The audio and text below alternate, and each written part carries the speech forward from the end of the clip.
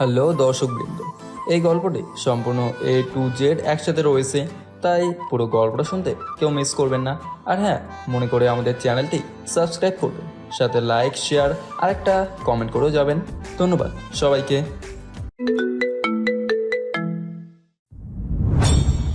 যদি নিজে থেকেই স্যালেন্ডার করবে তুমি, তবে কেন জেল থেকে পালিয়েছো? আর কেনই বা ওই 4জন ছেলেকে তুমি খুন করলে? তোমার বিরুদ্ধে সাক্ষী দিয়েছিল বলে। রাজ কাঠগড়ায় দাঁড়িয়ে আছে। তখন জজ সাহেব রাজকে এই প্রশ্নগুলো করে। রাজ হেসে বলে, আপনাদের সময় হবে আমার কথা শোনার?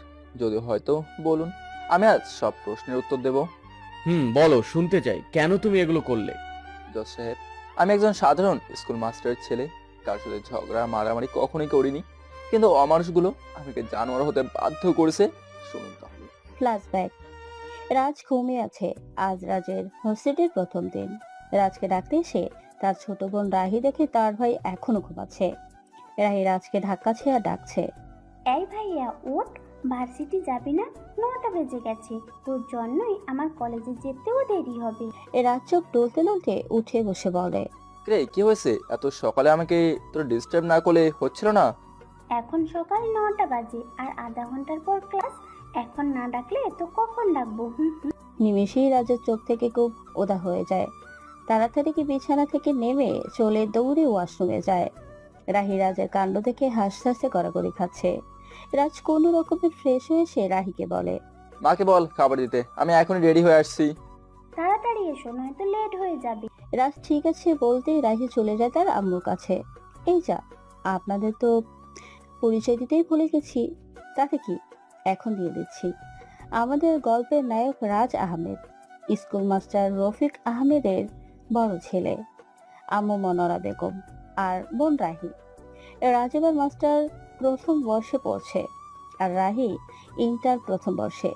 বাকিটা গল্পের সাথে থাকলেই জানতে পারবেন। রাজ রেডি হয়ে নিচে এসে নাস্তা করে রাহিকে তার স্কুলে পৌঁছে দিয়ে নিজেই চলে আসে ভার্সিটিতে। রাজ ভার্সিটিতে এসে এদিক ওদিক তাকিয়ে কাউকে খুঁজে পাচ্ছে না। হঠাৎ কারোর সাথে ধাক্কা খায়। সামনে তাকিয়ে দেখে অয়ন। সরি, আমি দেখতে পাইনি। শালা ফকিন্নির বাচ্চা, চোখ কি বাসায় ডেকে এসেছে? দেখ অয়ন, আমি সরি বলছি। আর যা বলার আমাকে বল, আমার আব্বুকে নিয়ে কোনো কথা বলবি না। বলে কি করবি তুই? হ্যাঁ, মারবি আমাকে? রাজ কিছু বলতে যাবে তখনই স্বপ্না সেখানে এসে বলে, কি রে অয়ন, আজ আবার কি করলো এই ছোট লোকটা? রাজ স্বপ্নার কথা শুনে মাথা নিচু করে কিছু না বলে সেখান থেকে চলে যায় ক্লাসে। ক্লাসে এসে মন খারাপ করে বসে আছে। তখনই মেহেদি এসে বলে, কিরে রাজ, মন খারাপ করে বসে আছিস কেন? আজ যে স্বপ্না কিছু বলেছে? কিছু হয়নি, এমনি ভালো লাগছে না। তুই কিছু না বললেও আমি বুঝি রাজ, তুই শুধু শুধু মরিচিকার পেছনে ছুটছিস। এত অপমান করে তোকে ওরা, আর তুই কিছুই বলিস না। ভালোবাসার মানুষ যতই অপমান করুক, তাতে কি আসে যায় বল? আমার বিশ্বাস আছে নিজের ভালোবাসার উপর। দেখি স্বপ্ন একদিন ঠিকই আমাকে ভালোবাসবে। দেখি সেই দিনটা কবে আসে। একটু পর ক্লাসে স্যার আসলে সবাই ক্লাসে মনোযোগ দেয়। চলুন বাকিদের পরিচয় এবার দিয়ে দেই। আমাদের গল্পের নায়িকা স্বপ্না চৌধুরী, কোটিপতি বাবার একমাত্র মেয়ে। আমাদের গল্পের নায়ক পাগলের মতো ভালোবাসে তাকে, কিন্তু সে পাত্তাই দেয় না। তার পিছনেও একটা কারণ আছে। আর অয়ন একজন এমপির ছেলে। রাজকে দুই চোখেও দেখতে পায় না। বাবার টাকার গরমে ভার্সিটিতে দাদাগিরি করে বেড়ায়। আর মেহেদি রাজের একমাত্র বন্ধু। বাকিটা গল্প বললেই জানতে পারবেন। ক্লাস শেষে রাজ স্বপ্নাকে খুঁজতে খুঁজতে ভার্সিটির পুকুর পাড়ে এসে দেখে তার বান্ধবীদের সাথে বসে গল্প করছে। রাজ স্বপ্নার কাছে এসে বলে, স্বপ্না, তোমার সাথে একটু কথা ছিল। আবার সেই ভাঙা রেকর্ডের মতো ভালোবাসি বলবে? এটাই তো তোমার কথা? আমি সত্যি তোমাকে ভালোবাসি স্বপ্না। এক জীবনে সবার মনের মানুষ একজনই হয়, আর তুমি আমার সেই মনের মানুষ। এটা কি এক বিন্দুও মিথ্যে কথা নয়? থাপ্পড় খাইতে না চাইলে এখান থেকে চলে যাও। এইসব প্রেম ভালোবাসা আমি বিশ্বাস করি না। একদিন তুমি ঠিকই আমার ভালোবাসা বুঝবে, আর আমি সেই দিনটার অপেক্ষাতেই থাকলাম। জেগে জেগে স্বপ্ন দেখতে থাকো। রাজার কিছু না বলে সেখান থেকে চলে যায়। রাজ চলে যেতেই স্বপ্না মুচকি আসে। এটা দেখে স্বপ্নার বান্ধবী তমা বলে, কি রে, তুই হাসছিস কেন? তুইও রাজকে ভালোবাসিস, তাই না? এই পাগলটার ভালোবাসায় সাড়া না দিলে কার ভালোবাসায় সাড়া দিব? অনেক ছেলেই আমাকে প্রপোজ করেছে, কেউ আমার বাবার টাকা দেখে, আবার কেউ আমার শরীর দেখে। কিন্তু রাজ আমার সাথে যখন কথা বলে, আমার চোখে চোখ না রেখে কথা বলে, মাটির দিকে তাকিয়ে। আর আমি ওর সম্পর্কে সব খোঁজখবর নিয়েছি। He is a super honest. যদি ভালোই বাসিস তবে ওকে বারবার কেন ফিরিয়ে দিস তুই? আর একটু পরীক্ষা করে নিই। আর 7 দিন পর তো আর ভার্সিটিতে একে পিকনিকে যাচ্ছি। ওখান থেকে এসে রাজাকে আমার ভালোবাসার কথা জানিয়ে দেব। তাহলে অয়নের সাথে এত কথা বলিস কেন? আমি তো ভাবতাম তুই অয়নকেই মনে হয় ভালোবাসিস। আর কাউকে তুই পেলি না? ওই ফাটকাটাকে আমি ভালোবাসবো? ওই শালার কথা শুনলেই তো আমার রাগ হয়। শুধু রাজাকে জেলাস ফিল করানোর জন্যই একটু নাটক করি। ঠিক বুঝলাম না তোর কথা, একটু বুঝিয়ে বলবি প্লিজ? দেখিস না, অয়ন সব সময় রাজাকে অপমান করে আর রাজার মাথা নিচু করে থাকে। আমি অয়নের সাথে কথা বলি যাতে রাজা রেগে অয়নের অপমানের জবাব দেয়। এত কিছু ভাবিস কি করে তুই? স্বপ্না হেসে দেয় তোমার কথা শুনে। অয়ন আর তার বন্ধুরা একটা গাছের আড়ালে দাঁড়িয়ে সব কথা শুনে মনে মনে বলে, তুই আমাকে ব্যবহার করছিস। আচ্ছা আমিও দেখব তুই কক্সবাজার থেকে এসে কি করে এই ফকিন্নির বাচ্চাকে তোর মনের কথা। অয়নের চোখ রক্ত বর্ণ হয়ে যায়। এরপর অয়ন তার বন্ধুদের নিয়ে কিছু বলে। সবাই একসাথে ঠিক আছে বলে সেখান থেকে চলে যায়। রাজ ক্যাম্পাসে এসে কিছু সময় মেহেদির সাথে গল্প করে চলে আসে রাহের কলেজে। এরপর রাহিকে নিয়ে বাসায় চলে আসে। বাসায় আসতেই রাজের আম্মু বলে, কিরে এত তাড়াতাড়ি চলে আসলি তোরা? কোথায় আম্মু? এখন কটা বাজে জানো? আচ্ছা রুমে গিয়ে ফ্রেশ হয়ে আয়, আমি খাবার দিচ্ছি। আব্বু এখনো আসেনি আম্মু। তোর আব্বু এই সময় বাসায় আসে কখনো দেখেছিস? তোমার মেয়ে পাগল হয়ে গেছে আম্মু। আচ্ছা আমরা চেঞ্জ করে আসছি। বলেই দুজনের রুমে গিয়ে চেঞ্জ করে নিচে এসে খাবার খেয়ে নেয়। খাবার খেয়ে রাজ রুমে আসতেই তার মোবাইলটা বেজে ওঠে। মোবাইল হাতে নিয়ে দেখে মেহেদি কল করেছে। কল রিসিভ করে রাজ বলে, মেহেদি বল। কোথায় তুই? মাঠে চলে আয়, খেলা আছে। কাদের সাথে খেলা? উত্তরপাড়া আর দক্ষিণ পাড়া, 10,000 টাকা বাজি। যদি জিততে পারিস 4,000 টাকা তোর। জেতার পরে যদি পাল্টে নিস তাহলে তোর গার্লফ্রেন্ডকে বলবো তোর আরো 2টা মেয়ের সাথে ইটিস পিটিস চলছে। ঠিক আছে, আগে জিতা তারপর কথা। ঠিক আছে আমি আসছি। বলি রাস্তার আম্মুকে বলে বাসা থেকে বের হয়ে যায়। মাঠে গিয়ে শুনে আগে বোলিং দিয়েছে। রাজ মাঠে যেতেই অয়ন রাজের কাছে এসে বলে, আজকে এমন হার্ট বিজে লেজ গুটিয়ে পালাতে হবে। আর তোদের উত্তর পাড়ার এমন হাল করব যে আর কখনো ক্রিকেট খেলার নাম মুখে নিবে না। রাজ কিছু না বলে অয়নকে পাশ কাটিয়ে চলে যায়। স্বপ্না তমাও খেলা দেখতে এসেছে। তমা স্বপ্নাকে বলে, দেখছিস তোর পাগল আসতে না আসতে এই অয়ন মনে হচ্ছে থ্রেড দিয়ে দিয়েছে। দেখেছি। আর ছাগলটা কিছুই বলে না, চুপচাপ করে মাথা নিচু করে চলে যায়। আচ্ছা কি মনে হয় কারা জিতবে? আগে খেলা দেখি, তারপর বুঝবো কারা জিতে। এরপর শুরু হয় খেলা। দক্ষিণ পাড়া প্রথমে ব্যাটিং করে 15 ওভারে 100 রান করে। এরপর দক্ষিণ পাড়া ব্যাটিং করতে থাকে। লাস্ট 2 ওভারে 20 রান লাগবে। রাজ শর্ট রাখে। অয়ন বল করে রাজের বুক বরাবর। রাজের বুকে বল লাগতেই শুয়ে পড়ে বুকে হাত রেখে। কিছু সময় কথা কাটাকাটি হয়। একটু পর রাজ কোনো রকমে দাঁড়াতেই অয়ন রাজের কাছে এসে কানে কানে বলে, বেঁচে থাকার ইচ্ছা থাকলে এখনো সময় আছে, চলে যা এখান থেকে। তুই গিয়ে বল কর, তারপর দেখি কে বাঁচে আর কে মরে। তাহলে দেখ কি হয়। এর বলি অয়ন রাগে কটমট করতে করতে চলে যায়। পরের বল একইভাবে বুক বরাবর ছুঁড়ে মারে, কিন্তু এবার রাজ পিছনে সরে গিয়ে বল পাঠিয়ে দেয় বাউন্ডারির বাইরে। 3 বলে 3-6 মেরে ম্যাচ জিতে নেয়। সবাই দৌড়ে এসে রাজকে কোলে নিয়ে নাচতে শুরু করে। অয়ন রাগে কটমট করছে। তমা স্বপ্নাকে বলে, তোর হিরো তো বাজিমাত করেই দিল রে বান্ধবী। জবাবে স্বপ্না মুচকি আসে। এরপর রাজ স্বপ্নার কাছে এসে বলে, কেমন আছো স্বপ্না? ভালো আছি। Are well planned. থ্যাঙ্কস। আচ্ছা আমার ভালোবাসা কবে গ্রহণ করছো? তুমি কে হে? সব সময় তোমার এইসব কথা শুনতে ভালো লাগে না। আমার গল্পে অথবা কবিতায় থেকে যাও তুমি শিরোনামে। রেখে দাও একবার প্রেমের উপহার তোমার ওই মনের খামে। তুমি বললে আমিও ছাড়াতে পারি কৃষ্ণচূড়ার ডালে টুকটুকে লাল। তোমার জন্য আমিও সাজাতে পারি ভালোবাসি বলে বলে তোমার সকাল। তুমি আমাকে একটু ভালোবেসেই দেখো, আমিও হতে পারি ইতিহাসে লেগে থাকা প্রেমিকের কেউ। তোমার জন্য বুকে বয়ে যেতে পারি ওই বিশাল নদীর ঢেউ। আজকাল কবিতা লেখা হয় নাকি? খুব ভালো ছিল, but I am not convince. কি করলে তুমি আমার ভালোবাসা বুঝবে স্বপ্না, বলো আমি তাই করব। কিছুই করতে হবে না। এই তমা, আয় তো, পাগলের কথা শুনতে ইচ্ছে করছে না। বলি স্বপ্না তোমার হাত ধরে হাঁটতে থাকে। রাজ মাথা নিচু করে সেখানেই দাঁড়িয়ে থাকে। স্বপ্না একটু সামনে গিয়ে পেছনে তাকিয়ে মুছিয়ে আসে। মেহেদি রাজের কাছে এসে বলে, আবার অপমান হওয়ার জন্য এসেছিলি? হয়ে গেছে, এবার চল এখান থেকে। বলেই দুজনে চলে আসে মনিন কাকার চার দোকানে। রাজ চা খাচ্ছে আর মেহেদির সাথে সিগারেট। রাজকে সিগারেট খেতে বলে রাজ বলে, এসব ফালতু জিনিস আমি খাই না, তুইও ছেড়ে দে। আর কতবার বলবো তোকে, কি পাস এগুলো খেয়ে, শুধু টানিস আর ছাড়িস। অপেক্ষা করো বন্ধু, যখন তোমার সামনে দিয়ে তোমার স্বপ্নাকে কেউ বউ করে নিয়ে যাবে সেদিন তুমিও খাবে। এত সহজ না বুঝলি, স্বপ্নকে পাওয়ার জন্য আমি সব করতে পারি, বুঝলি। বুঝেছি, এবার চল বাসায়, সন্ধ্যা হয়ে গেছে। দুজনেই চায়ের বিল দিয়ে বাসায় চলে আসে। বাসায় আসতেই রাজের আব্বু রফিক আহমেদ বলে, কি রে, সারাদিন টই টই করে ঘুরলে হবে, পড়তে হবে না? একটু আগেই তো বাসা থেকে বের হলাম আব্বু, আমাকে জিজ্ঞেস করো।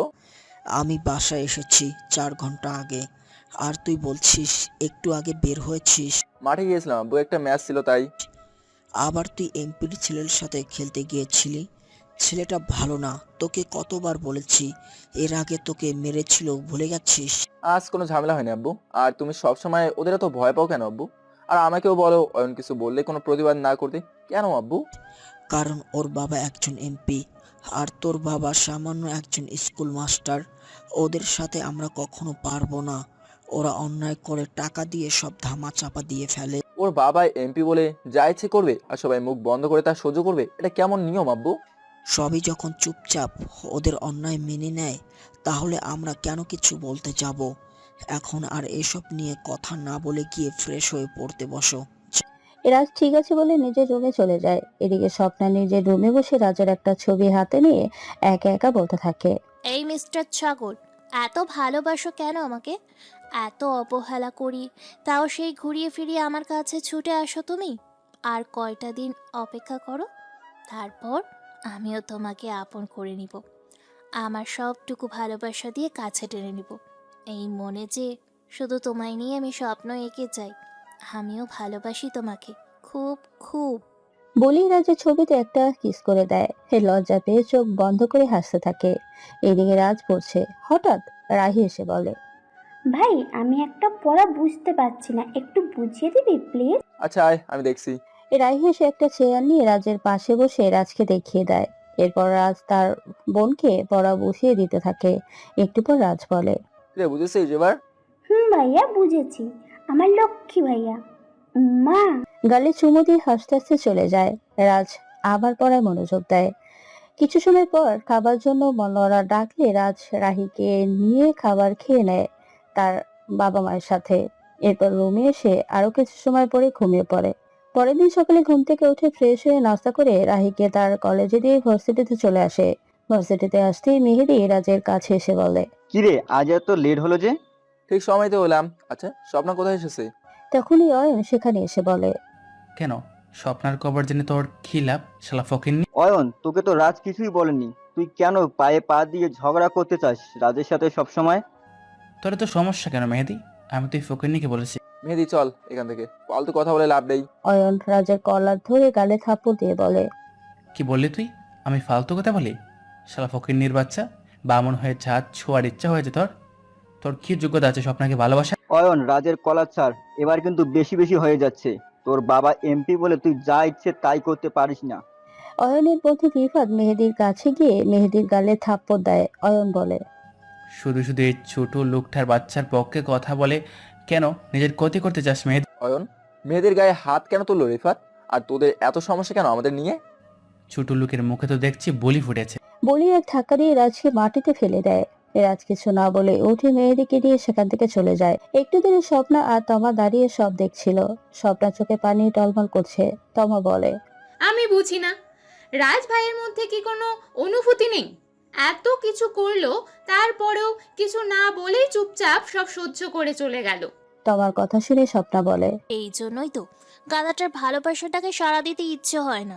আমি বুঝি না, রাজ ভাই কেন সব কিছু চুপচাপ মেনে নেয়? আর কেন, অয়নের বাবা এমপি, খুব দাপট তার, তুই জানিস না? তাই বলে এত অন্যায় মুখ বুজে সহ্য করতে হবে? আগে কক্সবাজার থেকে আসি, তারপর এই বান্দরকে আমি সোজা করে নিব। এখন চল, ক্লাস শুরু হবে। বলেই তমা আর স্বপ্না ক্লাসে চলে যায়। এইদিকে রাজ আর মেহেদি ভার্সিটির পেছনে পুকুর পাড়ে এসে বসে আছে। মেহেদি বলে, আর কতদিন এভাবে সবকিছু মুখ বুজে সহ্য করবি রাজ? দিন দিন অয়নের সাহস আরো বেড়ে যাচ্ছে। যেদিন সদ্যের ভাত ভেঙে যাবে সেদিন সব কটাকে মরতে হবে। আসলে এমনি স্বপ্ন আমার ভালোবাসা একসেপ্ট করছে না, আরেকদিন অয়ন কুত্তার মতো পিছে লেগে আছে। কি যে করবো বুঝতে পারছি না। একটা কাজ কর, স্বপ্নাকে তুলে নিয়ে গিয়ে বিয়ে করে ফেল। প্রথমে একটু সমস্যা হলেও পরে সব মেনে নিবে। আমার মাস্টার বাপ শুনলে আমাকে লাথি মেরে বাসা থেকে বের করে দেবে। তোর যত আজগুবি চিন্তা ভাবনা, চল ক্লাস শুরু হয়ে যাবে। বলেই দুজন ক্লাসে চলে যায়। এভাবেই দেখতে দেখতে কেটে যায় 6 দিন। আজ সবাই ভার্সিটি থেকে 2 দিনের জন্য কক্সবাজারও যাবে পিকনিক করতে। মেহেদি বাসের সামনে দাঁড়িয়ে অপেক্ষা করছে। বাস ছাড়তে আর 2 মিনিট বাকি, কিন্তু রাজ এখন এসে পৌঁছানি। স্বপ্নাও অপেক্ষা করছে রাজের জন্য। একটু পর পর জানালা দিয়ে বাইরে তাকাচ্ছে। একটু পর রাজ আসলে মেহেদি রাজের কাছে গিয়ে প্রথমে উত্তম মাধ্যম দিয়ে বলে, এই শালা, তোর এত লেট হলো কেন? আর একটু হলে তো বাস ছেড়ে দিত। আর বলিস না, তোর গার্লফ্রেন্ডকে ম্যানেজ করতে একটু লেট হয়ে গেল। কেন? রাহি এবার কি করলো? কখনো বাসা থেকে কোথাও গিয়ে থাকিনি, তাই সবাই একটু ইমোশনাল হয়ে গেছে। বন্ধু আমাকে জোরে ধরে কান্নাই করে দিয়েছে। আচ্ছা, সময় নেই, চল বাসে বসে কথা হবে। আচ্ছা, শুনলাম অয়ন আর ওর বন্ধুরা নাকি যাবে না? ঠিকই শুনেছিস। ভালোই হবে, ওখানে মন খুলে আনন্দ করা যাবে। ঠিক বলেছিস। আচ্ছা চল এবার। বলেই দুজনে উঠে পড়ে বাসে। সব সিট ফুল, শুধু পিছনে 2টা সিট ছাড়া। রাজার মেহেদি গিয়ে পিছনে বসে পড়ে। আরে হ্যাঁ, আপনাদের তো বলাই হয়নি, মেহেদির গার্লফ্রেন্ড আর কেউ নয়, রাজের বোন রাহি। 2 পরিবারই জানে এই সম্পর্কের কথা। মেহেদির পড়ালেখা শেষ হলে বিয়ের কাজ মিটিয়ে নিবে তারা। একটু পর বাস চলতে থাকে নিজের আপন গতিতে। সবাই যে যার মতো আনন্দ করছে। রাজ একটু পর পর স্বপ্নার দিকে তাকাচ্ছে। স্বপ্নার দুষ্টুমির বাহানায় একটু পর রাজের দিকে তাকায়।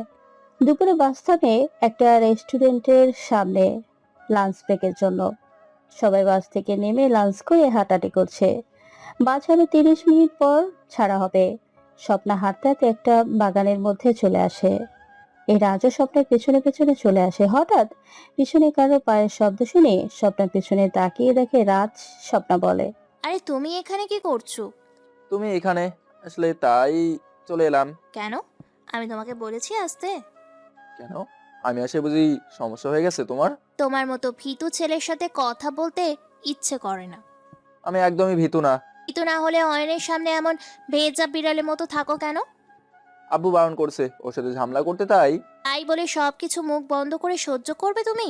তোমার কি কষ্ট হয় না অয়নের এত অত্যাচারে? আমার কষ্ট হলে তোমার কি? অয়ন তো তোমার বন্ধু। অয়ন খুশি হলে তোমার তো খুশি হবার কথা। কে বলেছে অয়ন আমার বন্ধু? কে বলবে? আমার তো চোখ আছে, আমি তো সবই দেখি। ভালো করেছো দেখে। চলো, বাসায় ছিঁড়ে দিবে, যাওয়া যাক। রাজ ঠিক আছে বলে স্বপ্নাকে নিয়ে হাঁটতে থাকে। রেস্টুরেন্টের সামনে এসে দেখে বাস নেই। রাজ রেস্টুরেন্টের একটা ওয়েটারকে বলে, আচ্ছা ভাই, এখানে যে বাসটা ছিল সেটা কোথায় গেল?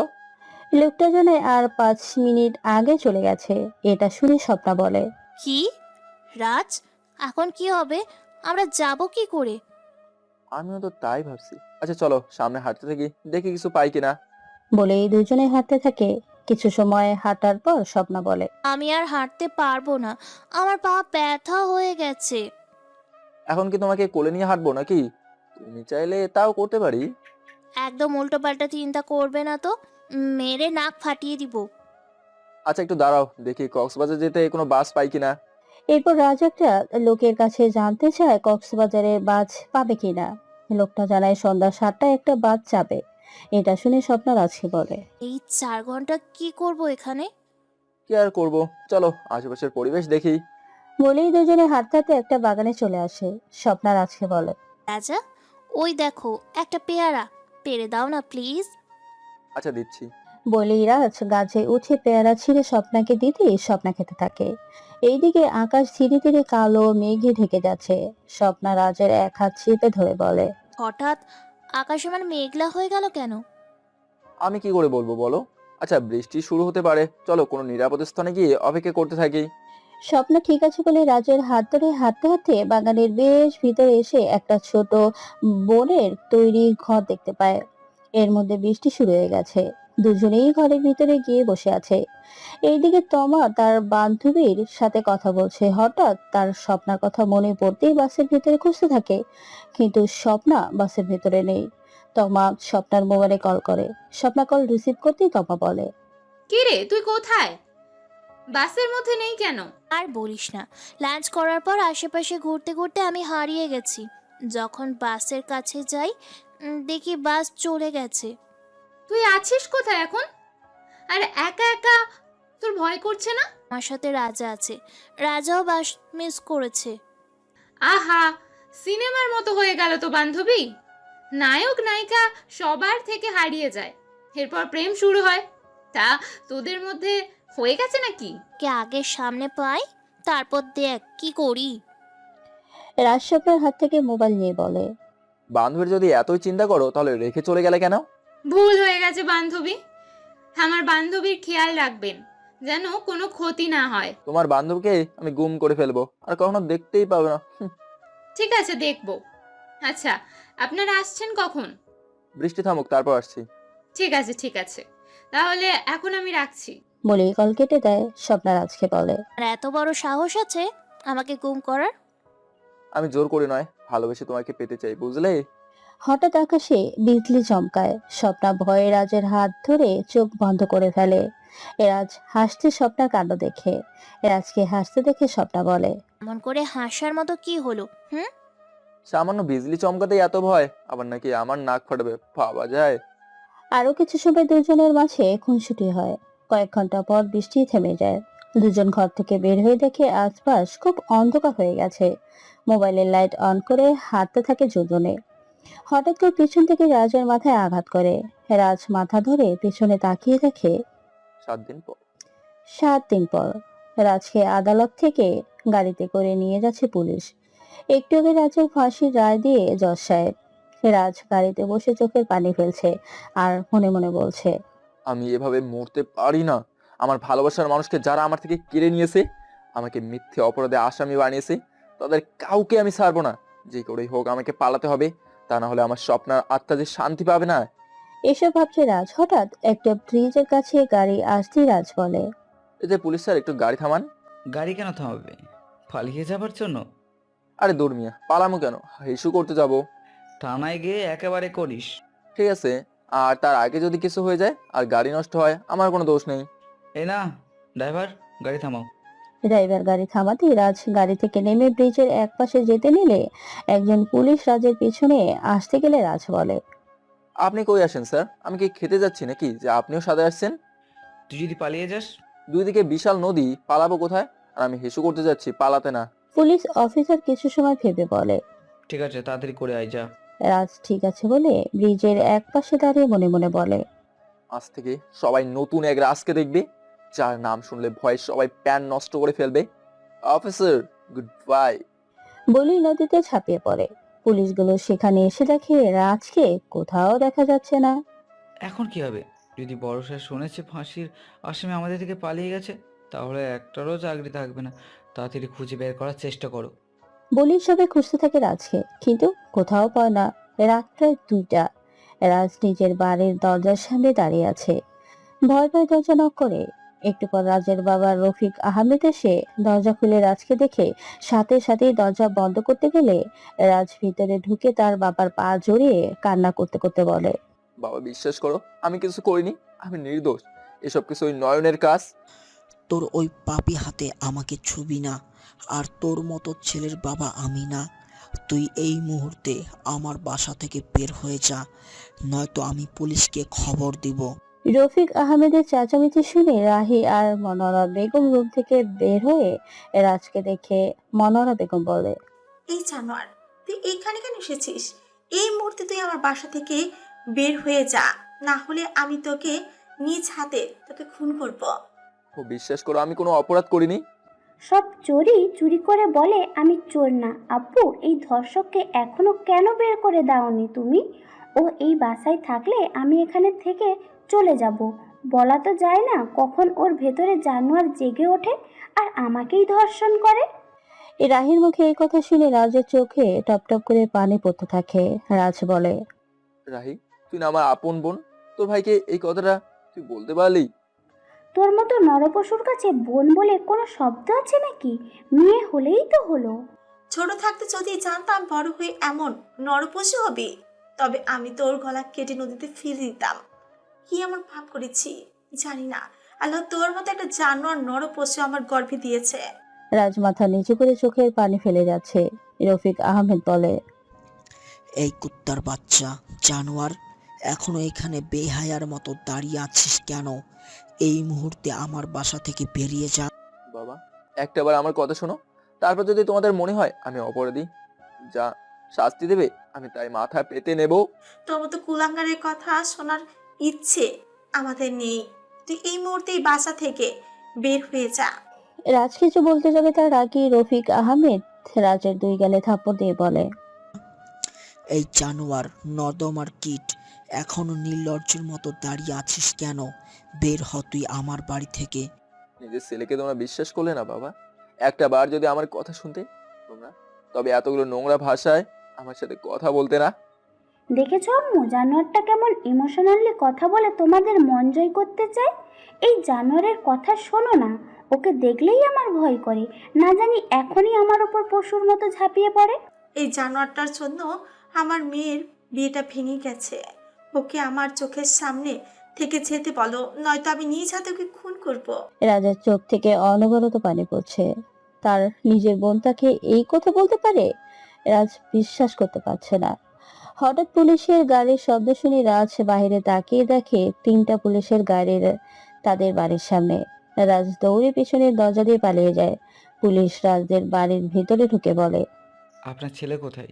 আমাদের কোনো ছেলে নেই, তবে আপনারা যাকে খুঁজছেন পেছনের দরজা দিয়ে পালিয়ে গেছে।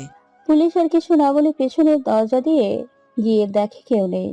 আবার রফিক আহমেদের সামনে এসে বলে, এরপর যদি আপনাদের ছেলে এখানে আসে বা কোথাও দেখেন, থানায় কল করে জানিয়ে দেবেন। রফিক আহমেদ ঠিক আছে বলতেই পুলিশগুলো চলে যায়। এদিকে রাজ দৌড়াতে দৌড়াতে তাদের বাসা থেকে বেশ দূরে একটা ঝোপের কাছে চলে আসে। রাতটা সেখানেই কাটিয়ে দেয়। এইদিকে সবার কাছে খবর পৌঁছে যায় রাজ পালিয়েছে। অয়ন ও তার বন্ধুরা বসে আছে। রিফাত বলে, আয়ন, এখন কি হবে? রাজ তো পালিয়েছে, যদি প্রতিশোধ নেয় আমাদের থেকে তখন কি হবে? এত ভয় পাবার কি আছে? আমরা 4 জন আর রাজ একা। কি করবে ও আমাদের? যদি ভুল করে আমাদের সামনে পড়ে যায় তাহলে এবার আর আগের মতো ভুল করবে না, জানে মেরে ফেলবে। সেদিন তোকে বললাম শালাকে মেরে 2টা লাশ গুম করে দি, শুনলি না? ভয় পাওয়ার কি আছে? কিছুই নেই, আমি তো আছি, যা হওয়ার দেখা যাবে। এখন বাসায় যা, আমার আবার আব্বুর সাথে এক নেতার কাছে যেতে হবে। এই বলে সবাই যে যার বাসায় চলে যায়। রাজ এখনো সেই ঝোপেই বসে আছে। হঠাৎ কাউকে এই দিকে আসতে দেখে রাজ হালকা মাথা বের করে দেখে তার এলাকার ছোট ভাই আবির। রাজ আবিরের সামনে আসতে আবির ভয় পালাতে গেলে রাজ বলে, আবির যাস না ভাই, আমি তোর কোনো ক্ষতি করব না। আবির ভয় পায় রাজের কাছে যেতেই রাজ বলে, তোর মোবাইলটা একটু দে, একটা কল করব। আবির কিছু না বলে মোবাইল রাজের হাতে দিতেই রাজ মেহেদিকে কল করে। অচেনা নাম্বার থেকে কল আসায় মেহেদির কেন জানি রাজ বলে মনে হচ্ছে। মেহেদি কল রিসিভ করে বলে, কে রাজ, তুই নাকি? আমি। কোথায় আছিস তুই? আমি তো বাসায়, তুই কোথায়? এরপর রাজ মেহেদিকে তার লোকেশন বলে কল কেটে দিয়ে আবিরকে বলে, তুই এখন ওখান থেকে চলে আয়, আর আমি যে এখানে আছি এটা কাউকে বলবি না। আবির ঠিক আছে বলে সেখান থেকে চলে যায়। একটুবার মেহেদি রাজের কাছে আসতেই মেহেদি রাজের অবস্থা দেখে আঁতকে উঠে বলে, তোর এই কি অবস্থা? পুলিশগুলো তোকে এভাবে মেরেছে? এসব বাদ দে, এটা বল তুই কি বিশ্বাস করিস আমি এসব করছি? না রাজ, আমি বিশ্বাস করি না। আমি তোকে খুব ভালো করে চিনি। তাহলে রাহির সাথে কেন বিয়েটা ভেঙে দিলি তুই? আমি কিছুই জানি না। আব্বু আম্মু সবকিছু করেছে, তবে আমি রাহিকে কখনোই হারাতে পারবো না। আচ্ছা এখন বল, তুই পালিয়েছিলিস কেন? এখন তো সবাই সত্যি ভাববে তুই এসব করেছিস। না পালিয়ে এলে আমার প্রতিশোধ পূরণ হতো কি করে? কিসের প্রতিশোধ আর কি করতে চাচ্ছিস তুই? 5 জনের তাদের পাপের শাস্তি মৃত্যু দিতে হবে। কি বলছিস তুই? পাগল হয়ে গেছিস? দেখ রাজ, তুই একজন ভালো ছেলে, এসব তোর কাজ নয়। ভালো আর ওরা থাকতে দিল না, আমি তো মরবো, সাথে করে ওদেরও নিয়ে যাব। কি করতে চাচ্ছিস তুই রাজ, আমাকে বুঝিয়ে বল একটু। সব বলবো, আগে এটা খোঁজ নে তমা কোথায় আছে। তমাকে আমার লাগবে। তোমাকে দিয়ে কি করবি? দেখ তোমা যা বলেছে, ও যেটা ভেবেছে সেটাই করেছে। আর তুই আর স্বপ্না ছাড়া আর কেউ ছিল না, এটা সবাই জানে। তাই ওর যা মনে হয়েছে তাই বলেছে। আমি তো আমার কোনো ক্ষতি করব না, শুধু তোমাকে গুড়ির চাল হিসেবে ব্যবহারও করব। তুই একটু খোঁজ নিয়ে দেখ ও কোথায়। আচ্ছা, তার আগে তোর একটা নিরাপদ আশ্রয়ের প্রয়োজন। আমি এখানেই ঠিক আছি, তুই বিকেলে এসে আমাকে একটা মোবাইল আর সিম দিয়ে যাইস। আমি তোর সাথে কন্ট্যাক্টে থাকবো। এখন তুই চল, নয়তো পুলিশ তোকেও সন্দেহ করবে। মেহেদি ঠিক আছে বলে চলে যায়। রাজ ঝোপের ভিতরে গিয়ে স্বপ্নার কথা ভাবছে আর চোখের পানি ফেলছে। চোখের পানি মুছে মনে মনে বলে, আমি কাউকে ছাড়বো না স্বপ্না, কাউকে না। সব কটাকে তিল তিল করে শেষ করে দেবো। বলে ঝোপের ওপরে শুয়ে চোখ বন্ধ করে ফেলে। সারা শরীরে পুলিশের মারের দাগ, শরীরে ব্যথা থাকায় চোখ বন্ধ করতেই ঘুমিয়ে পড়ে। বিকেলে মেহেদি রাজের মোবাইল সিম আর কিছু খাবার নিয়ে আসে। রাজ খাবার খেয়ে মেহেদিকে বলে, তোমার কোনো খবর পেলি? তোমার ওর বাসায় আছে, আর আজকে ওর আব্বু আম্মু ওর মামার বাসায় গেছে। ঠিক আছে, তুই এখন চলে যা, আর আমার বাসার সবার দিকে একটু খেয়াল রাখিস। ঠিক আছে, তুই সাবধানে থাকিস। বলেই মেহেদি চলে যায়। রাত এখন প্রায় 2টা ছুঁই ছুঁই। তোমার রুমে বসে টিভি দেখছিল। হঠাৎ দরজায় কেউ নক করে দরজা খুলে রাজকে দেখে ভয়ে দরজা বন্ধ করতে গেলে রাজ এক হাতে দরজা ধরে তোমার দিকে তাকিয়ে বলে, আমি তোমার কোনো ক্ষতি করবো না, কিন্তু যদি চিৎকার করো তাহলে তোমাকে খুন করতে আমার 1 সেকেন্ডও লাগবে না। তোমার রাজের কথায় ভয় পেয়ে যায়। ভয় ভয়ে তোমা বলে, আপনি এখানে কেন এসেছেন? কি চাইছেন? স্বপ্নার খুনের বিচার নিজ হাতে করতে চাই। স্বপ্নার খুনি তো আপনি, তাহলে নিজেকে শেষ করে দিন। আমি স্বপ্নার খুনি না। তুমি চাও না যারা সত্যিকারের অপরাধী তারা শাস্তি পাক? কি বলতে চাইছেন আপনি? কারা আসল অপরাধী? বসো এখানে, আমি সব বলছি। এরপর তমা বসতেই রাজ সেই রাতের কথা সব বলে। সব শুনে তমা চোখের পানি গাল বেয়ে মাটিতে পড়ছে। তমা বলে, তাহলে সেদিন আদালতে কেন চুপ করেছিলেন? কেন এই কথাগুলো বলেননি? স্বপ্ন নেই তাই আমিও বাঁচতে চাইনি, কিন্তু পরে মনে হলো যারা আমার স্বপ্নকে আমার থেকে কেড়ে নিয়েছে আমি আগে তাদের শেষ করব, এরপর নিজেকে।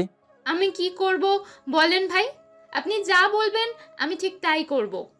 তুমি কি সত্যি চাও স্বপ্নের খুনিদের শাস্তি হোক? ভাই, চাই। যারা আমার বেস্ট ফ্রেন্ডকে এমন পশুর মতো মেরেছে, আমি আমি তাদের শাস্তিই চাই। তাহলে রিফাতকে কল করে তোমাদের বাসার পিছনে আসতে বলো।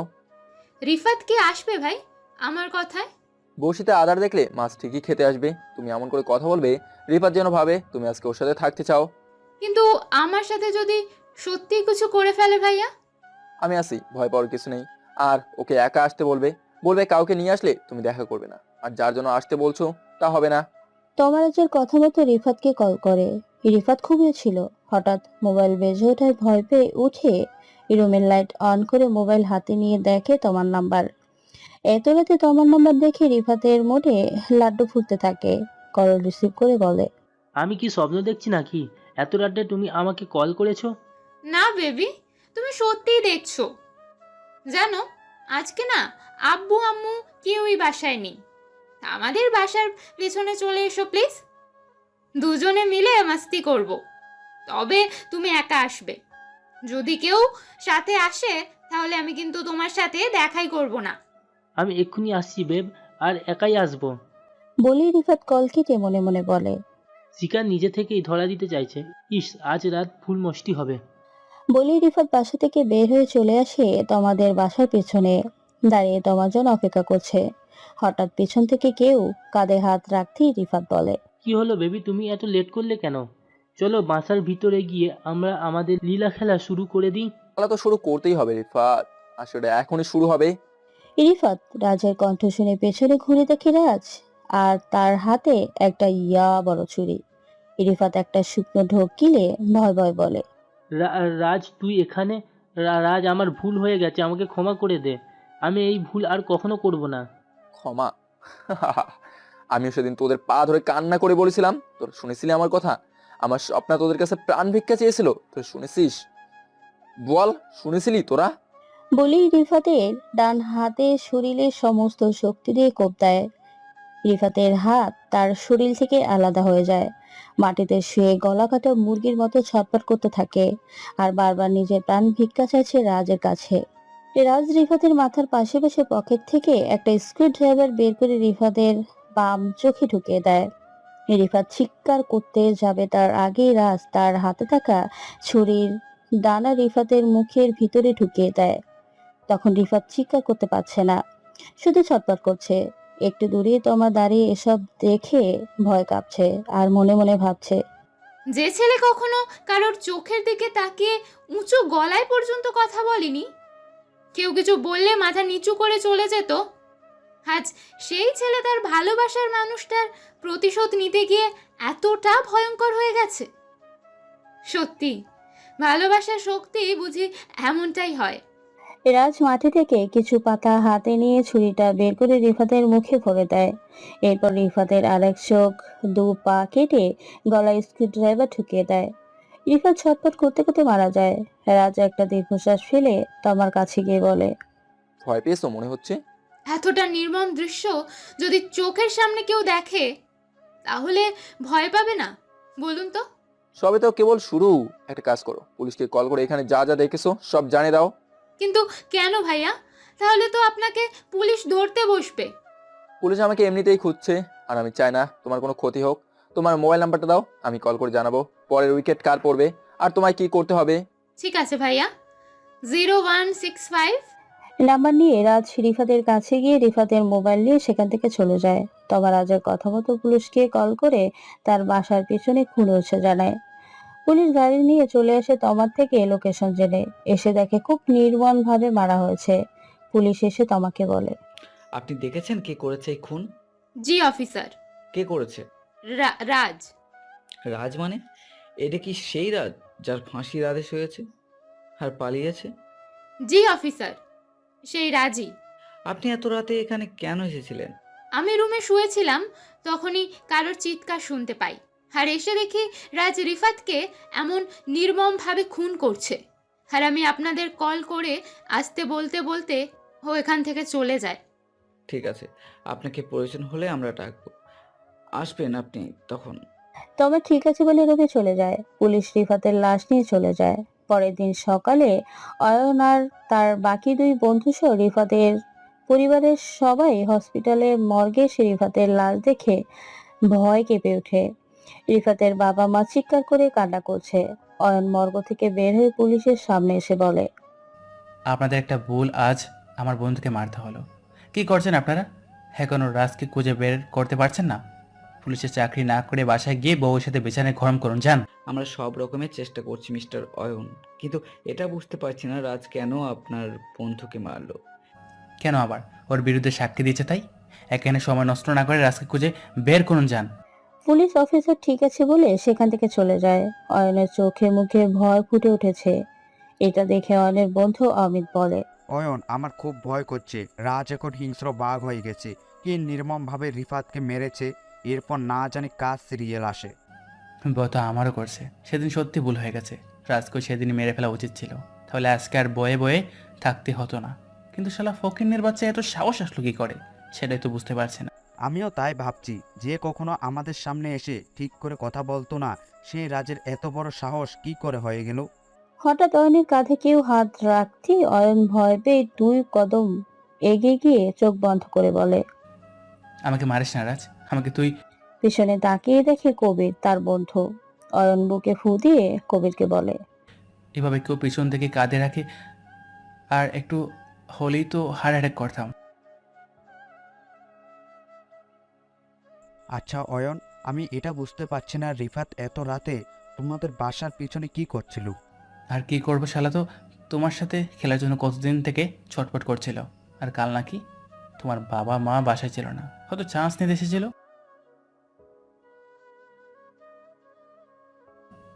চুপ থাক, আর কিছু বলতে হবে না। আশেপাশে অনেক লোকজন আছে, কেউ শুনলে সমস্যা হবে। এখন চল বাসায়। বলেই 3 জন যে যার বাসায় চলে যায়। রাজ ঝোপের ভিতরে গিয়ে বসে আছে। মেহেদি সেখানে এসে বলে, কিরে, কেমন আছিস? তুই কখন এসেছিস? কেউ দেখেনি তো? না, কেউ দেখেনি। তা এরপর কার উইকেট পড়বে? এক এক করে সবাইকে মরতে হবে। Next target Amit. আমার বাসার সবাইকে কেমন আছে মেহেদি? সবাই ভালো আছে, তবে তোর নামটা তারা শুনতে চায় না, তোকে ঘৃণা করে। আমি তাদের সব বলে দেই রাজ। না, যেভাবে আছে সেভাবেই চলতে দে। তুই এখন চলে যা, আমি একটু ঘুমাবো, মাথা ধরে আছে। ঠিক আছে, নিজের খেয়াল রাখিস, আর কিছুর প্রয়োজন হলে কল করিস। তুইও নিজের খেয়াল রাখিস, অয়ন তোর ক্ষতি করার চেষ্টা করতে পারে। মেয়েটি ঠিক আছে বলে চলে যায়। রাজ শুয়ে চোখ বন্ধ করতে ঘুমিয়ে যায়। এভাবেই দেখতে দেখতে কেটে যায় 2 দিন। সন্ধ্যায় রাত বসে আকাশের দিকে তাকিয়ে আছে। চোখের পানি গাল বেয়ে মাটিতে পড়ছে। রাজ একা একা বলতে থাকে, সুখের বদলে আমি পাইনি তো সুখ, দুঃখের বদলে সুখ তুই। দুঃখ তোমার কাছে আমার ছিল এত মূল্য, বুঝতে দাওনি তা কখনো তুমি। সাজিয়ে দিতে পারো ভাঙা এই মন, তাই তো রয়েছি আজও একা। স্মৃতির সাথে আজ স্মৃতিরই কথা, মনের সাথে কি যে যুদ্ধ। কেমন করে সবাই হিসাব মেলায় বুঝি না আমি, অতি ক্ষুদ্র। রাঙিয়ে দিলে আমার স্বপ্ন, আমার থাকতো কি হৃদয় ফাঁকা। চেনা কোনো শহরে, চেনা রাস্তায় আবারও হয় যদি দেখা। ফিরিয়ে নিও না তুমি মুক্তি তোমার, আমি যে আজ বড় একা। বলতে বলতে কান্নায় ভেঙে পড়ে। একটু পর চোখের পানি মুছে নিজেকে সামলে নিয়ে তমাকে কল দেয়। তমা আননোন নাম্বার দেখে তার বুঝতে বাকি নেই এটা যে রাজ ছাড়া আর কেউ না। তমা কল রিসিভ করতেই রাজ বলে, আমি রাজ। চুপচাপ আর কথা না শোনো, কোনো কিছু বলতে হবে না। ঠিক আছে ভাইয়া, বলুন, আমি শুনছি। কাল কলেজে অমিতকে একা ডেকে নিয়ে গিয়ে রাত 12টায় তোমাদের বাসার সামনের রাস্তায় পাশে যে একটা গলি আছে সেখানে আসতে বলে। আর সাথে কি কি বলতে হবে সেটা তোমাকে নিশ্চয়ই বলে দিতে হবে না? ঠিক আছে ভাইয়া, কাজ হয়ে যাবে। আপনি চলে আসেন টাইম মতো, কাজ হয়ে যাবে। ঠিক আছে, এখন রাখছি। আর আমার নাম্বার সহ সবকিছু ডিলিট করে দাও। তমা ঠিক আছে বলতেই রাজ কল কেটে একা একা বলতে থাকে, তো প্রাণ ভরে নিঃশ্বাস নিয়ে নে অমিত, কালই তোর জীবনের শেষ দিন। এরপর আর কখনো এই পৃথিবী আলো দেখতে পারবি না। বলি আবার আকাশের দিকে তাকিয়ে থাকে। রাত প্রায় 9টা। মেহেদি বাসা থেকে বের হতেই কয়জন পুলিশ অফিসার মেহেদির সামনে এসে একজন পুলিশ বলে, এই ছেলে রাজ কোথায়? একদম মিথ্যা বলার চেষ্টা করবি না, বল তোর বন্ধু কোথায়? সত্যি বলছি স্যার, আমি জানি না ওই খুনিটা কোথায়। যদি জানতাম তাহলে সবার আগে আমি আপনাদের কল করে জানাতাম।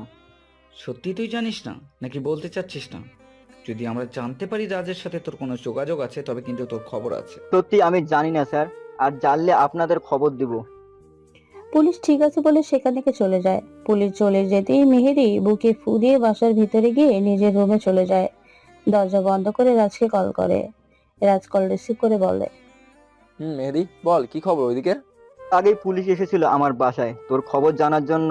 আমি বলেছি তুই কোথায় আছিস আমি জানি না। সাথে অয়ন আর অমিত আসেনি? না, তুই একটু সাবধানে থাকিস বন্ধু, আর খেয়াল রাখিস যে কোনো সময় ওখানে কেউ চলে আসতে পারে। আমি যেখানে আছি সেখানে দিনের বেলায় ভয় কেউ আসে না।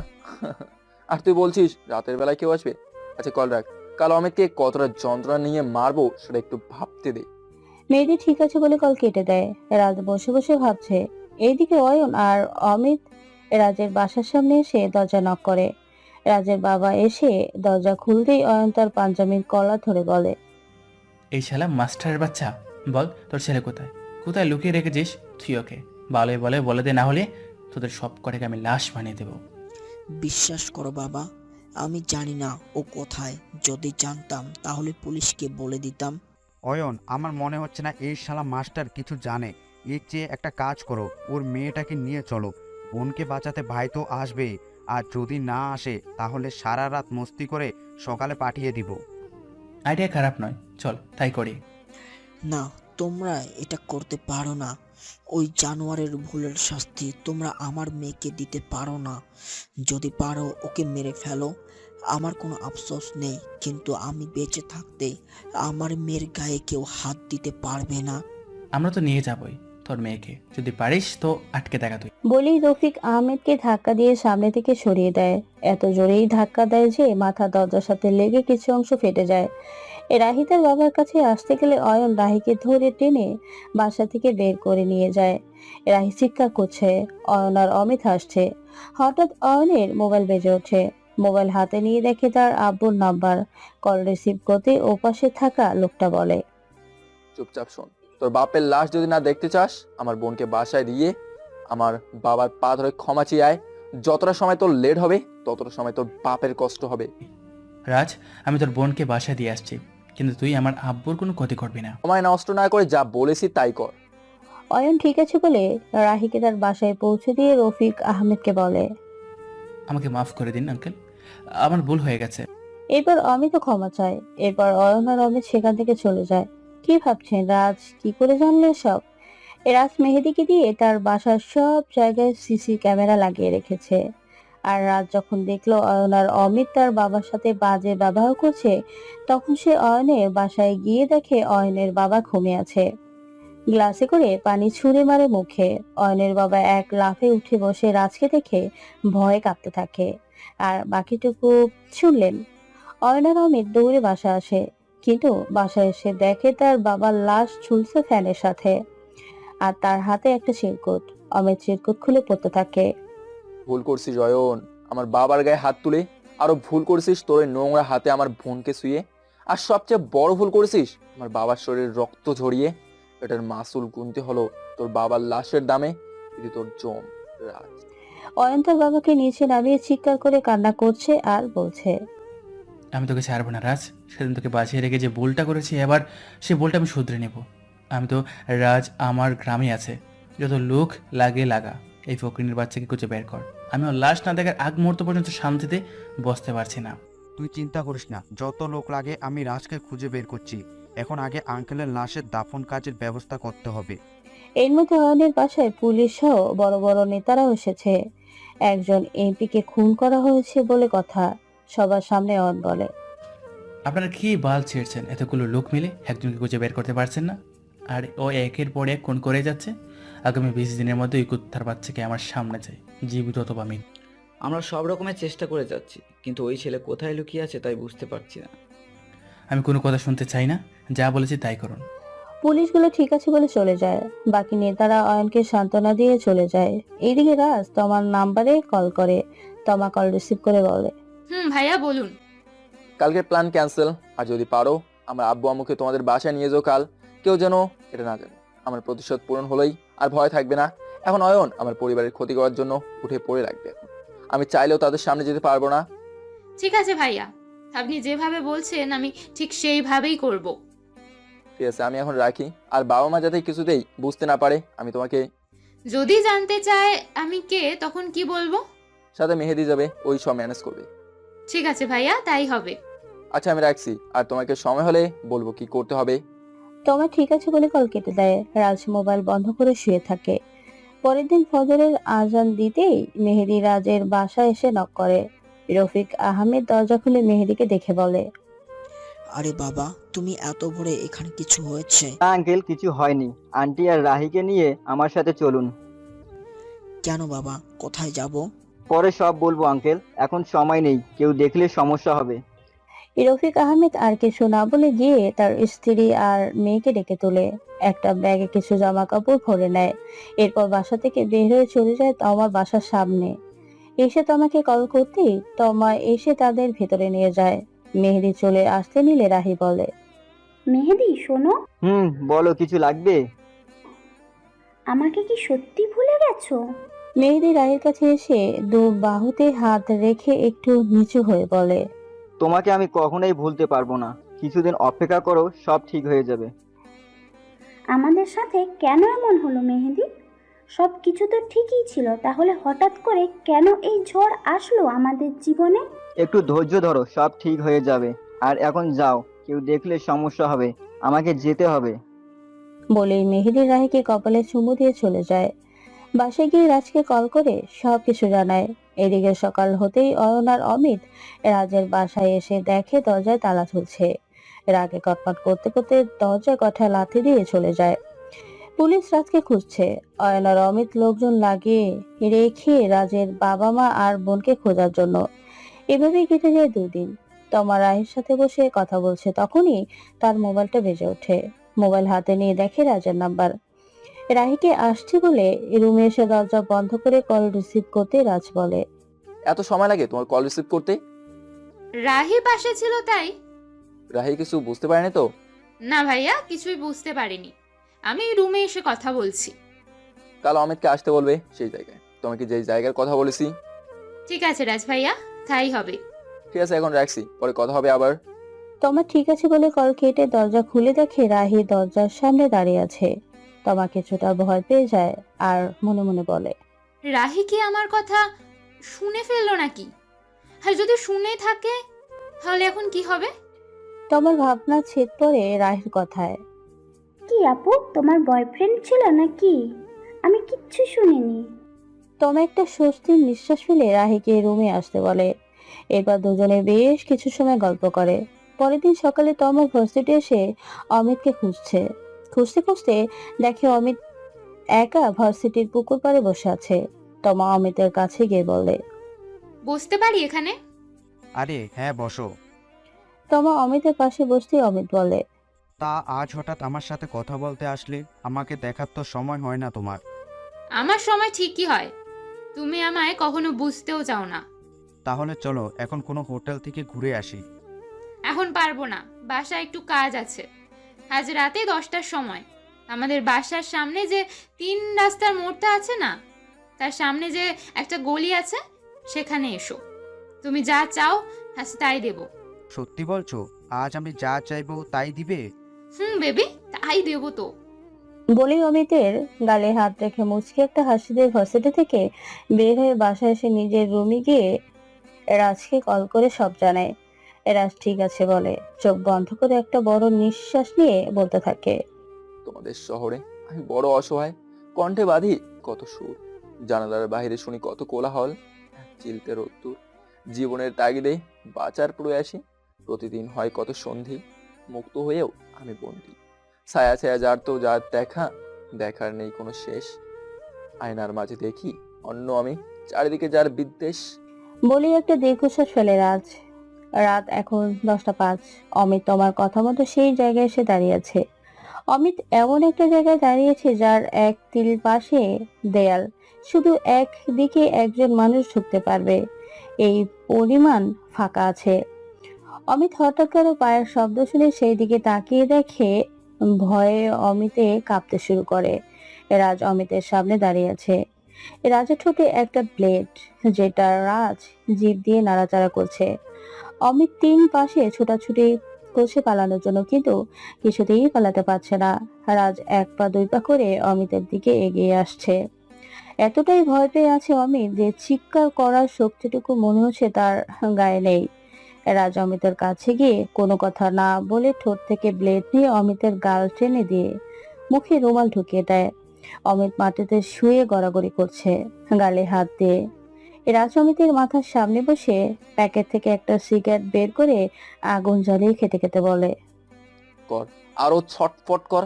সেদিন আমি যেভাবে ছটফট করছি, আমার স্বপ্না যেভাবে ছটফট করছি, তার থেকে 1000 গুণ ছটফট তোদের করতে হবে। বলে অমিতের ডান হাত ধরে ইচ্ছে মতো ব্লেড দিয়ে আঘাত করছে। হাতের আঙ্গুলগুলো ঠিক সবজি যেভাবে ছোলা হয় সেভাবে ব্লেড দিয়ে আঘাত করে। অমিত ছটফট করছে। রাজ সিগারেট টান দিতে দিতে বলে, এই হাতে আমার স্বপ্নার গায়ে হাত দিয়েছিলি না তুই? এই চোখে তাকিয়েছিলি? সেদিন কত মিনতি করেছি তোদের কাছে, কিন্তু তোদের পাষাণ হৃদয় গলেনি। বলি 2 চোখের উপরে ব্লেড দিয়ে শরীরের সমস্ত শক্তি দিয়ে টান দেয়। অমিত ছটফট করতে করতে গড়াগড়ি করছে। রাস্তা দেখে হাসছে আর সিগারেট টানছে। অমিতের বাঁ হাত ধরে ব্লেড দিয়ে বড় বড় করে নিজের নাম লেখে। শরীরের সব জায়গায় ব্লেড দিয়ে আঘাত করে অবশেষে গলার ঠিক মাঝামাঝি ব্লেড ঢুকিয়ে দেয়। অমিত ছটফট করতে করতে সেখানেই মারা যায়। রাজ নিজের মুখের উপর থেকে রক্তগুলো হাত দিয়ে মুছে। অমিতের মোবাইল দিয়ে অয়নের মোবাইলে একটা মেসেজ দেয়। অয়ন মেসেজ ওপেন করে দেখে লেখা, এরপরে টার্গেট তুই। যদি পাতালে গিয়েও লুকিয়ে থাকিস, আমি তোকে ঠিকই খুঁজে বের করব। আর তোর বন্ধুর লাশ এসে নিয়ে যা 3 রাস্তার মোড়ে যে গলিটা আছে সেখানে, তোর বাপ রাজ। মেসেজ পড়ে অয়ন সাথে সাথেই পুলিশকে কল করে রাজের দেওয়া ঠিকানায় গিয়ে দেখে অমিতের লাশ পড়ে আছে। সবাই অমিতের লাশ দেখে ভয়ে আটকে ওঠে। একজন পুলিশ অফিসার বলে, কেউ এত নির্মমভাবে কাউকে মারতে পারে? এটা কোনো জানোয়ারের পক্ষেই সম্ভব। শরীরের সমস্ত জায়গায় ব্লাডের দাগ, দেখেই বোঝা যাচ্ছে কতটা যন্ত্রণা দিয়ে মেরেছে। কিন্তু কেন করেছে রাজ এসব, এটাই তো বুঝতে পারছি না। কেন করছে এটা না খুঁজে? ওকে ধরার ব্যবস্থা করুন অফিসার। এক এক করে সবাইকে রাজ মারছে। প্রথমে রিফাত, এরপর আমার আপু, আর আজ অমিতকে। আগামী 1 দিনের মধ্যে ওকে খুঁজে বের করে ইনকাউন্টার করার ব্যবস্থা করুন। যত টাকা চান পাবেন। বলেই অয়ন সেখান থেকে চলে যায়। পুলিশ অমিতের মৃতদেহে মর্গে পাঠিয়ে দেয়। অয়ন বাসায় গিয়ে সব দরজা বন্ধ করে রুমের এক কোণে গিয়ে বসে ভয় কাঁপছে আর বলছে, রাজ এতটা ভয়ঙ্কর হয়ে যাবে এটা কখনো বুঝিনি। সেদিন যদি ওই কাজটা না করতাম তাহলে আজ এত ভয় নিয়ে বাঁচতে হতো না। কত যন্ত্রণা দিয়ে রিফাত আর অমিতকেই মেরেছে, আর এরপরে আমাকে। না, আমি তো সহজে মরবো না। আমি যে করেই হোক রাজকে খুঁজে বের করব, আর রাজকে একবার মেরে ফেলতে পারলে সব সমস্যার সমাধান হয়ে যাবে। তখনই অয়নের মোবাইল বেজে ওঠে। ভয় কেঁপে ওঠে অয়ন। মোবাইল হাতে নিয়ে দেখে একটা অচেনা নাম্বার। ভয় পেয়ে রিসিভ করতে একটা মেয়েলি কণ্ঠে বলে, অয়ন, আমি তমা বলছি। তমা? হ্যাঁ বলো, কি বলবে? রাজের ব্যাপারে আপনার সাথে কথা আছে। আমি ওই খুনিটাকে আজকে একটা জায়গায় দেখেছি। কোথায় দেখেছো বলো? এখন বলা যাবে না, মোবাইলে সমস্যা হতে পারে। কাল দেখা করেন সকালে, আমি সব বলছি। ঠিক আছে, তুমি কাল আমার বাসায় আসো। তমা ঠিক আছে বলে কল কেটে দেয়। পরের দিন রাজকে একটা চেয়ারের সাথে বেঁধে রেখেছে অয়ন। পাশেই তার কিছু লোকজন আর তমা দাঁড়িয়ে আছে। রাজ তমার দিকে তাকিয়ে আছে। তমা মুচকি মুচকি হাসছে। অয়ন বলে, আমাকে আর মারতে পারলি না রাজ, তার আগে আমার হাতে তোকে মরতে হবে। আর এর জন্য সবচেয়ে বেশি ক্রেডিট তোমার। তুমি আমাকে তোর খবরটা দিলে, তাই তো তোকে এত সহজে পেয়ে গেলাম। বলেই হাসতে থাকে। চলুন একটু আগে কি হয়েছিল সেটা জেনে আসি। তমা সকালে ঘুম থেকে উঠে অয়নের বাসায় চলে আসে। অয়ন তমাকে বাসার ভিতরে নিয়ে গিয়ে বলে, তোমা বলো, তুমি কি জানো রাজের সম্পর্কে? আপনি যদি কথা দেন ওই জানোয়ারটাকে নিজের হাতে খুন করবেন পুলিশের কাছে না দিয়ে, তবেই বলবো। পুলিশ ওর খবর জানতে পারবে না। আমার বাবাকে মেরেছে, আমার 2 ভাইয়ের মতো বন্ধুকে আমার থেকে কেড়ে নিয়েছে। আমি ওকে নিজ হাতে মারবো। আমাদের এলাকার কবরস্থানের পাশে যেই ঝোপটা আছে সেখানেই লুকিয়ে আছে ওই পশুটা। আচ্ছা এই কথা, ঠিক আছে তুমি বাসায় চলে যাও, আমি দেখছি। না, আমিও যাব আপনার সাথে। ওই পশুটাকে নিজের চোখে মরতে দেখব। অয়ন ঠিক আছে বলে তার কিছু লোকজন নিয়ে চলে যায় সেই ঝোপে। গিয়ে দেখে রাজ ঘুমিয়ে আছে। সেই সুযোগেই অয়নের লোকজন রাজকে বেঁধে ফেলে। এরপর অয়নের পুরনো গোডাউনে নিয়ে আসে। এরপর তো জানেন, অয়ন গিয়ে রাজের গালে থাপ্পড় দিয়ে বলে, তুই এক এক করে আমার কাছের সব মানুষকে আমার থেকে কেড়ে নিয়েছিস। আজ আমি তোর নাম আর নিশান এই পৃথিবী থেকে মিটিয়ে দিব। আরে মারার হলে মেরে দে, এত ঘেউ ঘেউ করছিস কেন? মারবো তো তোকে অবশ্যই। তার আগে তোর এমন অবস্থা করবো যে তুই মৃত্যুর জন্য আমার কাছে ভিক্ষা করবি। তুই ভেবেছিলি লুকিয়ে থেকে বাঁচতে পারবি, বলছিলি তুই। অবশ্য তোকে খুঁজে বের করার পেছনে সবচেয়ে বেশি ক্রেডিট তোমার জন্য আজ আমি আমার শত্রুকে খুঁজে বের করতে পেরেছি। তুই আমাকে মারার ভয় দেখাচ্ছিস? আরে আমি তো সেদিনই মরে গেছি যেদিন তুই আমার স্বপ্নকে আমার থেকে কেড়ে নিয়েছিলি। আমার বাঁচার ইচ্ছে সেদিনই চলে গেছে যেদিন আমার বাবা মা বোন আমাকে বিশ্বাস করেনি। আমাকে তুই কি মারবি? আমি ঝড়ের আকাশে খুঁজে বেড়াই আজরাইলের ডানা, খাতার পাতায় লিখে যাব মৃত্যুর পরোয়ানা। তোর এই ডায়লগটা শুনতে চাই না। আজ আমি তোকে তিল তিল করে মারবো। বলেই রাজের বুকে লাথি মারে। রাজ চেয়ার সহ কিছুটা পিছনে সরে যায়। আবার মারতে গেলে রাজ অয়নের লোকজনকে বলে, তাকে তাকে কি দেখছো? এমনকি মুখে বলতে হবে কি করবে তোমরা? রাজের কথা শুনে অয়ন তার লোকজনের দিকে তাকিয়ে দেখে তার দিকে রিভলভার তাক করে আছে সবাই। অয়ন বলে, এই তোরা কি করছিস? আমার দিকে কেন রিভলভার তাক করে আছিস? তোর এই প্রশ্নের উত্তর আমি দিচ্ছি, তার আগে আয় আমার হাতের বাঁধনটা খুলে দিত। অয়ন ভয় ভয়ে গিয়ে রাজের হাতের বাঁধন খুলে দেয়। রাজ অয়নকে বলে, আর এখানে বসে পড়, তারপর বলছি তোকে সবটা। বলেই অয়নের বুকে লাথি মারে। অয়ন বেশ কিছুটা দূর গিয়ে পড়ে। রাজ অয়নের মাথার পাশে বসে চুলের মুঠি ধরে টেনে তুলে পাশ থেকে একটা হকি স্টিক দিয়ে অয়নের হাঁটুতে শরীরে সমস্ত শক্তি দিয়ে বাড়ি দিতেই অয়ন হাঁটু ধরে বসে চিৎকার করতে থাকে। রাজ একটা চেয়ার নিয়ে অয়নের বুকের উপর রাখে। চেয়ারে বসে গলায় পা রেখে বলে, তোর কি মনে হয় তুই আমাকে এখানে তুলে এনেছিস? না রে, আমি নিজেই তোর কাছে এসেছি। গাড়ি ড্রাইভিং সিটে বসে তো তুই ছিলি, বাট ড্রাইভ করছি আমি। তোর কাছে আসিনি, আমি তোমাকে তোর কাছে পাঠিয়েছি। কারণ আমি জানি তুই এখন ওই পুলিশের লেজ ধরে থাকবি। আসলে পুলিশ আমাকে এনকাউন্টার করে দেবে, মরতে আমার ভয় নেই, কিন্তু তোকে বাঁচিয়ে রেখে মরতে চাইনি। আচ্ছা শোন কিভাবে সবটা করলাম। গতকাল তোমার নিজের রুমে বসে স্বপ্নার একটা ছবির সামনে দাঁড়িয়ে চোখের পানি ফেলছে। তখনই তার মোবাইলটা বেজে ওঠে। মোবাইল হাতে নিয়ে দেখে রাজ কল করেছে। কল রিসিভ করে বলে, রাজ ভাইয়া বলুন। আমি তোমার সাথে কথা বলে রাখার পর তুমি অয়নকে কল করে বলবে তুই আমার ঠিকানা জানো, আর কাল সকালে তুমি অয়নকে নিয়ে ঝোপের কাছে চলে আসবে। তবে সাথে যেন পুলিশ না আনতে পারে। এটা কি বলছেন ভাইয়া? এতে করে তো আপনার বিপদ হতে পারে, আর অয়ন তো আপনাকে মেরে ফেলবে। তোমার যেটা বললাম সেটা করো, আর বলবে পুলিশ আমাকে ধরলে ফাঁসি দিয়ে দেবে। এত সহজে আমার মৃত্যু হতে পারে না।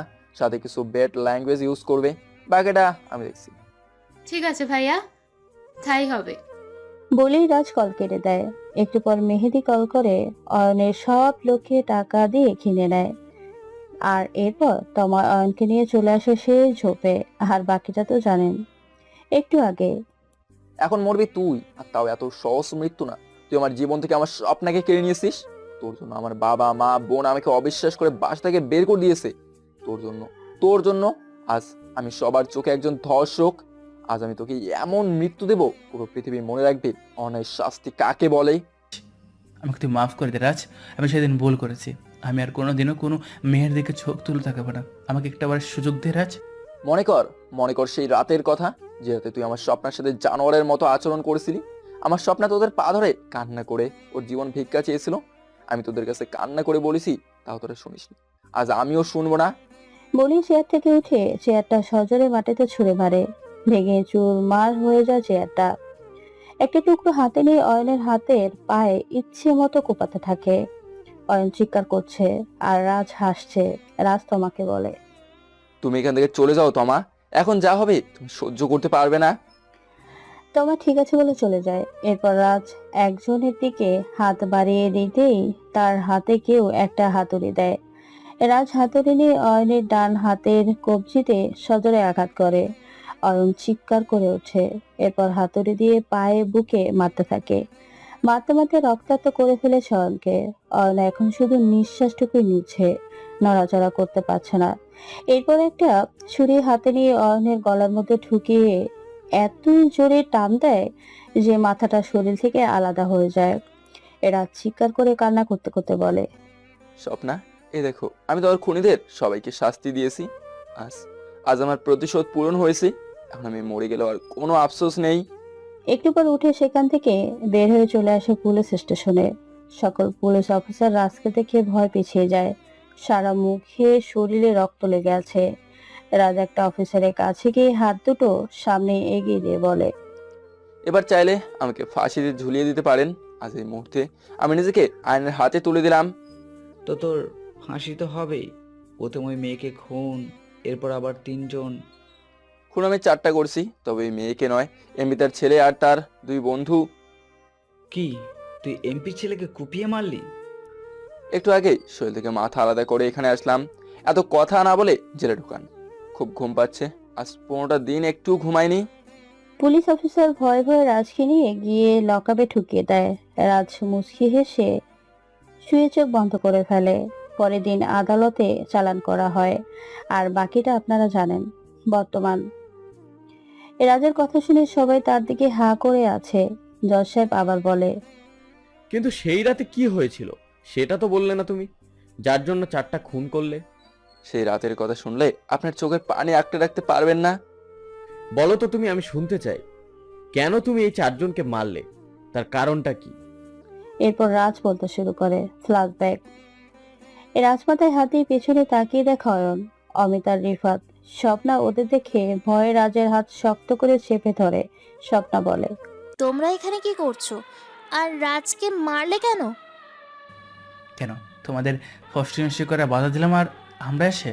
অয়ন, মুখের ভাষা ঠিক করে কথা বলো। সবাইকে নিজের মতো ভাবো। এত জল এই ফকিনীর বাচ্চার জন্য তোর আর জ্বলবে না। আর জ্বলবেই না বা কেন? ভালোবাসো যে তুমি ফকিনীর বাচ্চাটাকে। হ্যাঁ, ভালোবাসি আমি রাজকে। তাতে তোমার কোনো সমস্যা? অনেক সমস্যা জানেমান।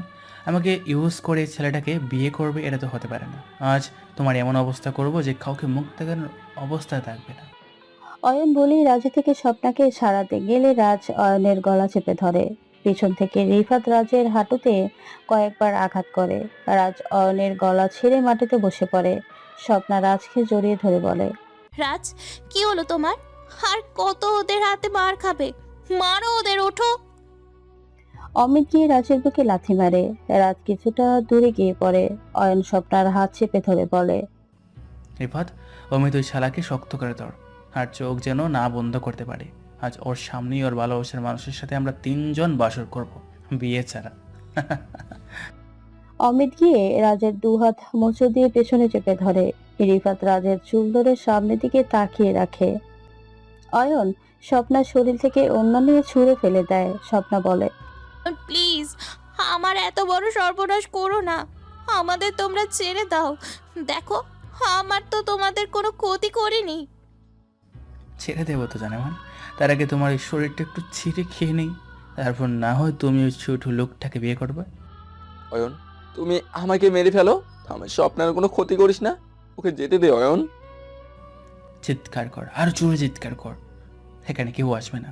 আর তোরা যত চিৎকার করবি আমরা আরো বেশি মজা পাবো, ততটাই। স্বপ্না অয়নের পা জড়িয়ে ধরে কান্না করতে করতে বলে, প্লিজ অয়ন, আমাদের সাথে তুমি এমন করতে পারো না। আমরা তো ক্লাসমেট, তাই না? আমি তোমার কাছে আমার ইজ্জত ভিক্ষা চাই। এত বড় ক্ষতি আমার করো না, তাহলে যে আমার মরা ছাড়া আর কোনো রাস্তা থাকবে না। অয়ন, কি এত কথা শুনছিস বলতো? শুরু কর না, আমার আর তস হচ্ছে না। কখন এই মালটাকে একটু খেয়ে দেখবো। এরা ছোটার জন্য সকল রকমের চেষ্টা করছে, কিন্তু দুজন মিলে এমনভাবে চেপে ধরে রেখেছে এরা ছুটতে পারছে না। এরপর অয়ন স্বপ্না চুলের মুঠি তুলে দাঁড় করিয়ে গালে থাপ্পড় দেয়। স্বপ্না মাটিতে পড়ে যায়। এরপর অয়ন হিংস্র জানোয়ারের মতো স্বপ্নার উপর ঝাঁপিয়ে পড়ে। স্বপ্না চিৎকার করছে একদিকে, অন্যদিকে রাজু চিৎকার করছে আর নিজের মাথায় নিজেই মাটিতে বাড়ি দিচ্ছে।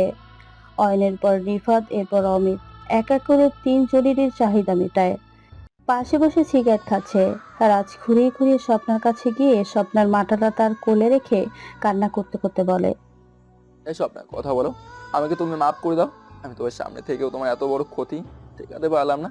আমি সত্যি একটা কাপুরুষ। রাজ, ভালোবাসি তোমাকে। বলেই স্বপ্না রাজের কোলে ঢলে পড়ে। রাজ স্বপ্নাকে ঝাঁকাতে ঝাঁকাতে ডাকতে থাকে, কিন্তু স্বপ্না আর নেই এই পৃথিবীতে। এর মধ্যে সেখানে পুলিশ চলে আসে। রাজ বোবার মতো স্বপ্নার লাশ কোলে নিয়ে বসে আছে। পুলিশ আসতেই অয়ন বলে, স্যার, আমি আপনাকে কল করছি। এই ছেলেটা মেয়েটাকে ভালোবাসতো, কিন্তু মেয়েটা কখনো বার্তা দিত না। তাই ছেলেটা মেয়েটাকে প্রথমে দর্শন করেছে আর পরে মেরে ফেলেছে। রাজ এখনো বোবা হয়ে বসে আছে স্বপ্নার লাশ নিয়ে। পুলিশ এসে রাজকে ধরে নিয়ে যায় আর স্বপ্নার লাশ পোস্টমর্টম করতে নিয়ে যায়। তার 2 দিন পর রাজকে কোর্টে হাজির করে। অমিত, রিফাত আর অয়নের মিথ্যে সাক্ষীর সাথে স্বপ্নার বান্ধবী তমা বলে, জজ সাহেব, এই এই লম্পটটা আমার বান্ধবীকে খুন করেছে। আমাকে বলেছে আমার বান্ধবীকে গুম করে ফেলবে, আর কখনো আমি স্বপ্নাকে দেখতে পাবো না। আর সত্যি সেটাই করলো। ওকে ফাঁসি দিন জজ সাহেব। ওর মতো জানোয়ারের বেঁচে থাকার কোনো অধিকারই নেই, কোনো অধিকার নেই। এরপর জশেব রাজের ফাঁসির আদেশ দেয়। এরপর পুলিশ রাজকে নিয়ে যাওয়ার সময় রাজ সেখান থেকে পালায়। বাকিটা আপনারা জানেন। বর্তমান রাজের কথা শুনে সবার চোখে পানি। রাজ নিজেই কান্না করছে। রাজ আবার বলে, আমাকে ফাঁসির আদেশ দিলেও আমার আর কোনো আফসোস নেই জজ সাহেব। আমি আমার স্বপ্নের খুনিদের নিজ হাতে শাস্তি দিয়েছি। আর কাজের জন্য বাঁচবো? নিজের জন্মদাতা বাবা মা বোন আমাকে বিশ্বাস করে না। আমাকে ধর্ষক বলে বাসা থেকে বের করে দেয়। রাত বেরোতে আমার বোন বলে আমি নাকি জানোয়ার, আমি নাকি ওকে ধর্ষণ করব। নিজের মায়ের পেটের বোনের মুখে এই কথা শুনে আর মরে যাবা একই কথা আমার জন্য। কান্না করতে করতে বসে পড়ে রাজ। রাজের কথা শুনে কেউ তাদের চোখের পানি ধরে রাখতে পারছে না। রাজের বাবা মা বোন মাথা নিচু করে চোখের পানি ফেলতে থাকে। রাজ আবার বলতে শুরু করে, জসে, আমি সামান্য একজন স্কুল মাস্টারের ছেলে। তাই ছোট থেকে আমার বাবা এমপির ছেলের কোনো অন্যায়ের প্রতিবাদ করতে নিষেধ করেছে। আর তার এই কথা রাখতে রাখতে আমি একটা কাপুরুষ হয়ে গেছি। আর তাই তো নিজের চোখের সামনে ভালোবাসার মানুষটাকে মরতে দেখেও কিছু করতে পারিনি। আদালত পুরো নিস্তব্ধ হয়ে গেছে। সকলের চোখে পানি।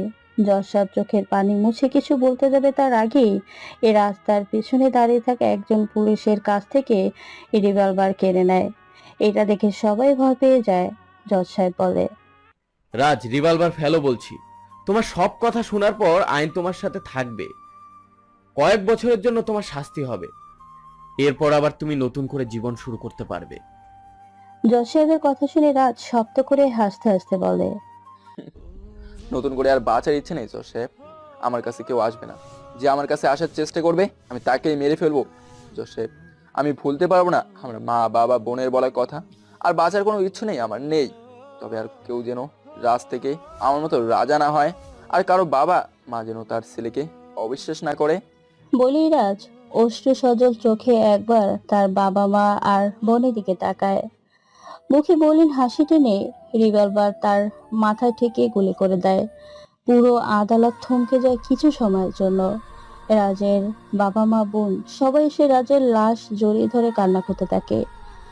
পৃথিবী থেকে বিদায় হয়ে যায় রাজা নামের রাজ। ভালোবাসা মানুষের মিথ্যে খুনের অপবাদ মাথা থেকে সরিয়ে আরো একটি জীবন সবার চোখের সামনে চলে যায়। পুরো আদালতের কান্নার শব্দ। সব গল্পের শেষে হ্যাপি এন্ডিং হয় না, কিছু কিছু ভালোবাসা অপূর্ণই থেকে যায়। সবাই ভালো থাকুন, সুস্থ থাকুন। আল্লাহ হাফেজ।